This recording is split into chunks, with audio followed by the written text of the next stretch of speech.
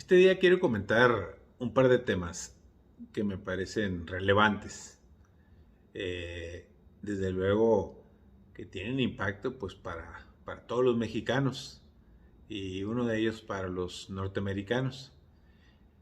El primero de ellos es que oficialmente pues ayer se volvieron a dar a conocer las cifras de la inflación en México, lo cual todos sabemos que cuando hay inflación pues hay carestía de la vida.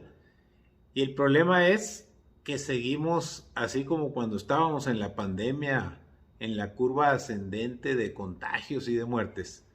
Pues ahora seguimos con esa curva ascendente de incremento de precios de productos, sobre todo de frutas y verduras y alimentos, y también ya de servicios generalizados.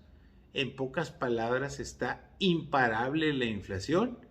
Y lo más grave es que la Secretaría de Hacienda nos dice esta mañana, y también nos dice el Banco de México, y también nos dicen los economistas y los analistas económicos, que es muy probable que todo agosto y todo septiembre sigamos creciendo aún más la inflación y por lo tanto la carestía de la vida.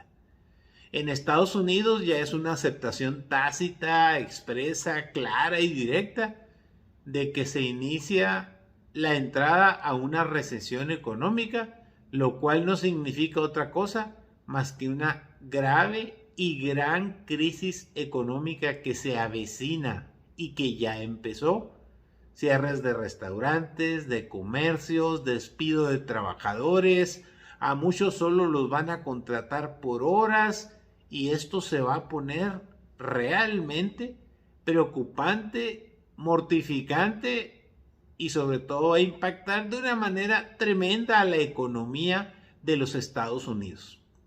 Pero todos sabemos que cuando se le pega a la economía de Estados Unidos, a México la repercusión es mucho más fuerte. Simple y sencillamente, tomemos en cuenta que uno de los cuatro grandes pilares que están sosteniendo la economía mexicana son las remesas de los paisanos a nuestro país, a sus familiares. Si los paisanos empiezan a tener problemas de desempleo, obviamente ya lo tienen de carestía por la inflación en Estados Unidos, pues aquí no las vamos a ver graves en esos ingresos, en esas captaciones. Y si a esto se le suma los posibles aranceles que se cobren a los productos mexicanos de exportación, que es el otro de los cuatro pilares de ingresos para México, nos vamos a ver en graves aprietos. Aunque los políticos, los que dirigen este país, digan otra cosa o tengan otros datos. Simple y sencillamente vemos dos ejemplos claros de esto que le estoy diciendo. Uno de ellos es increíble que ahorita, después de toda una lucha social y de denunciar toda una serie de violaciones y explotaciones y de problemas, ahora descubren una nueva realidad, que es una vieja realidad, pero que se atiende en el nuevo gobierno. La explotación de los mineros de manera infrahumana, vil, despiadada, inconcebible. Y ahora sí, pues ni a quién culpar, porque el tema de la minería es un tema fundamentalmente federal y no da la cara a la Secretaría del Trabajo y Previsión Social, la Comisión Nacional de Derechos Humanos, el área de protección civil de la Secretaría de Gobernación. Todo el mundo anda cada quien por sus lados y son una vez más los soldados del ejército quienes están junto con la Secretaría de Marina por tratarse de una inundación, buscando la manera de rescatar ya más de 180 horas de haber sucedido esta desgracia, donde los carboneros se encuentran sepultados. Pero el descubrimiento no es el accidente ni los pobres mineros que están sepultados y que cada vez son menos sus posibilidades de ser rescatados vivos.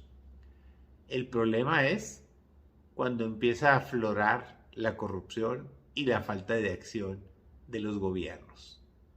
Políticos y más políticos y otros políticos son los que le están vendiendo el carbón mineral a la Comisión Federal de Electricidad, también manejada por políticos.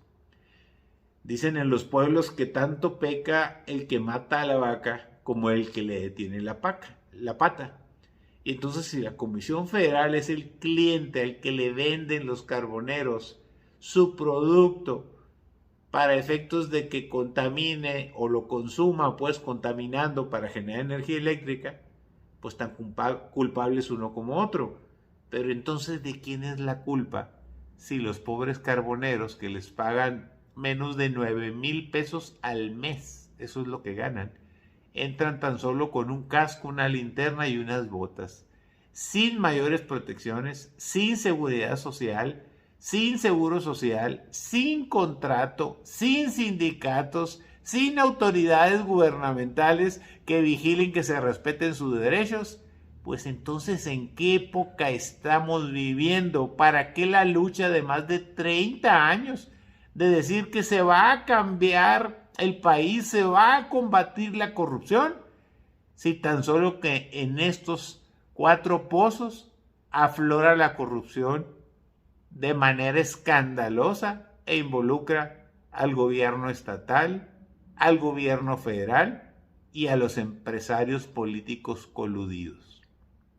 Dígame usted si eso realmente es una transformación de 4ª categoría, por supuesto, porque es inhumano trabajar a 50 metros, a 60 metros de profundidad en un pozo, así, en un hoyito, donde se meten a sacar carbón, sin estudios, sin soportes, sin equipo, y luego que se dio este derrumbe de la mina y la filtración de agua, pues quedaron sepultados.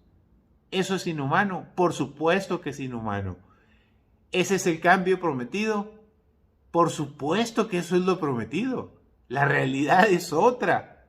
Por eso el no tener resultados en muchas materias, y hoy en día en materias de seguridad de los trabajadores, realmente es doloroso, lamentable, dañino. Es como para ponerse a llorar. Pero más que llorar, debemos de reflexionar y tener el carácter necesario para tratar de intentar construir otro país con otras características, en el que los cuentos de hadas, las mentiras, el canto de las sirenas y los verbos políticos los dejemos a un lado. Ya basta de impunidad. Ya basta de corrupción, ya basta de engaños. Todos son iguales. Y otra nota que veía el día de hoy en el Contexto Nacional, en el Financiero, de Lourdes Mendoza, la periodista aquella que anda peleada con Emilio Lozoya, que lo denunció por comer comida china y lo metieron al bote, el de Pemex, ex de Pemex. Fíjese que si usted es empleado federal y trabaja en el ISSSTE, ahora entienden todos los mexicanos porque trae la cara larga, triste y que le dan ganas de llorar. Y no es por culpa de usted, es por culpa de oficinas centrales de la Ciudad de México. Lea el artículo de Lourdes Mendoza, la verdad lo leí y me quedé helado, me quedé sorprendido. Es un artículo en el que nomás de leerlo, se da cuenta uno que el ISSSTE, que es donde se atienden todos los burócratas federales, incluidos los maestros, para cuestiones de seguridad y servicios sociales y salud, por supuesto, y hospitales. Ahora entiendo por qué el ISSSTE está en terapia intensiva y cercano al coma como paciente. Me refiero al ISSSTE. El riesgo de la salud de los derechohabientes, de la burocracia en este país, es altísimo.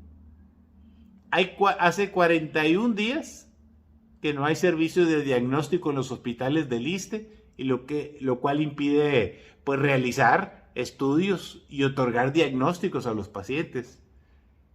Da urticaria, da taquicardia, da escalofríos el hecho de que cada 24 horas se dejan de atender a 3.975 pacientes.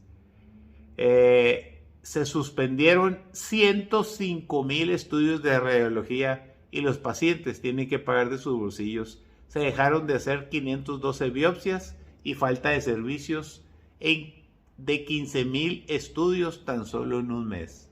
Imagínese usted cómo estará la cosa de grave en el ISSSTE federal, que está afectando a los trabajadores del gobierno federal, de por sí ya preocupados por sus condiciones de trabajo y ahora sin servicios de seguridad de salud.